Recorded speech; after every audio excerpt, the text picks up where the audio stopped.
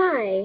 So, since my fiance is working full-time, I need something to entertain me. And I love history, so I'm gonna teach you history. If anybody is interested at all in history. So, I'm gonna talk about Julius Caesar because this is a pretty fun story to me. And, basically, I mean, everybody knows, if you've ever taken a formal history class, that Julius Caesar was murdered and, on the Ides of March, etc., etc. So, basically what happened was, he was this young, up-and-coming kid in a wealthy family, not the wealthiest, but pretty wealthy. And he joins the military, and he's great at it, and I'm off center. Alright, on center.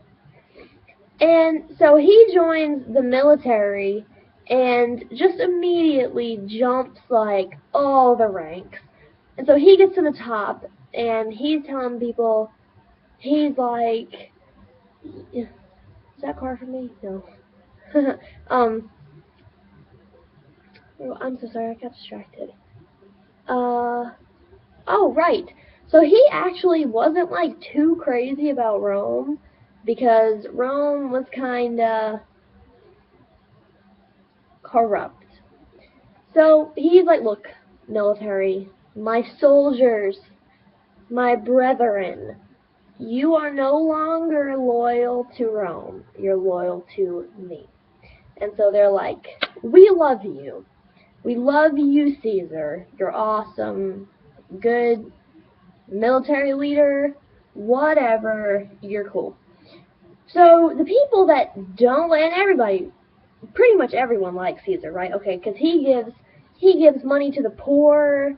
He's just like an all-around pretty decent guy, except for the fact that uh, he's kind of arrogant. But Rome, they were all kind of arrogant. So what are you gonna do? But the people that mainly don't like him are the Senate. So Gaius, this guy Gaius, he is like, I don't like him. I don't like him. We need to reform all of this shit, and we need we need Caesar out of here. Julius Caesar is, I don't like him. He needs gone. So he convinces everyone in the Senate, including Julius Caesar's friend Brutus, to murder Julius Caesar on the Ides of March, which was like March 15th.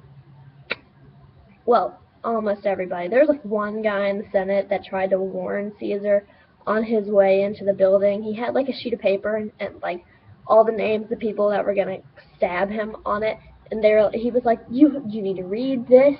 Read mine first before you go in there. This is of the utmost importance to you, Caesar. You need to read this. And Caesar was like, no, I will. If it has personal significance to me, I will read it last. I want to deal with everybody else's problems first. And so the guy was like, I tried. What are you going to do? And so that guy goes off, accepts that Caesar's going to die. So Caesar goes in, and before this, a bard, a storyteller, a prophet, whatever you want to call this guy, has come to Caesar and is like, something terrible is going to happen on the Ides of March. Beware the Ides of March. And Caesar's wife is like, don't go, something awful is going to happen. Don't go to the Senate tomorrow. And he was like, it's fine. Y'all are being silly. I'm going. It's going to be fine. So he gets to the Senate. The guy tries to warn him. It doesn't work. He goes in the building. Gaius and Brutus and all the Senate are trying, they're like trying to get him to repeal all the little laws that they don't particularly like, and he won't. And so they're like, fuck it, we're gonna kill him. So they stab him 27 times. He dies. Obviously, he dies. Unfortunately, because he seemed like a nice guy. And so Brutus, his friend, picks up his body and he's like, we have to go tell the people of Rome why we did this, why we killed the Caesar. You know, we did it for you, the people of Rome. He was fucking shit up, we needed reform. Things were not going the right way. Excuse me. And he needed out. And we did it for you. I killed my friend for you, the people of Rome. And you see, the Senate thought that after Julius Caesar had died, that it was going to go back to being a republic the way that it was before Julius Caesar came in and reformed things and, you know, made them different. But it didn't work out that way. Because on Caesar's funeral, his real friend, Mark Antony, he comes and he's like, look, I want to make a speech. This is my friend. I want to make a speech at his funeral. And Brutus and Gaius are like, look, that's fine, but you can't say anything bad about anybody that killed him. And so Mark Antony is like, fine, because he's all skilled in rhetoric and has been taught how to make a good speech. So he starts this speech, and it's very famous, but I don't even know it because it wasn't required for me to learn it in high school, so I don't know it. But if you're that curious, look it up. You can find it anywhere. It's famous. And in this speech, Mark Antony is like, Brutus is an honorable man, and he says that Caesar is ambitious, and ambitious didn't have the same meaning. I kind of gathered that it does now, what it did then. Like, ambitious now is like, oh, she's a go-getter, like, good for her, she's ambitious. But then it was like, he's trying to change shit, and, like, we don't like that. Like, he has alternate motives, you know, like, it was bad. But he was like, Brutus says that Caesar was an ambitious man, yet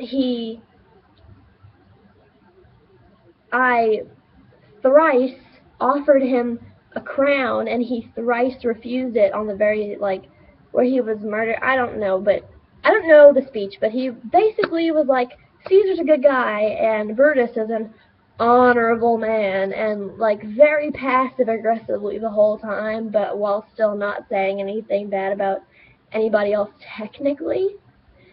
So by the end of the speech, everyone's like, fuck Brutus, fuck Gaius, fuck the Senate, we don't like them. So the Republic was never like it was before, because everybody hated the Senate, because Caesar was a good guy, and they killed him. So, amidst all of this, everyone's, of course, wondering, well, who's going to be the next Caesar, you know? And everyone kind of figured that it would be Mark Antony, because he was friends with Caesar, he was rich and famous, and he just seemed like a candidate, you know? And Mark Antony was pretty sure that he was going to get this spot. But then it turns out that Julius Caesar had adopted a son, and this son, Octavius, he's like 18 or 19 years old, he's like a young kid, he has, unbeknownst to anybody else, named Octavius the heir to his throne, Caesarship, I don't know, the next Caesar. And, so, of course, Mark Antony is pissed. So he's like, I'm gonna fight this bitch ass, I don't give a shit. And, Octavius' bitch ass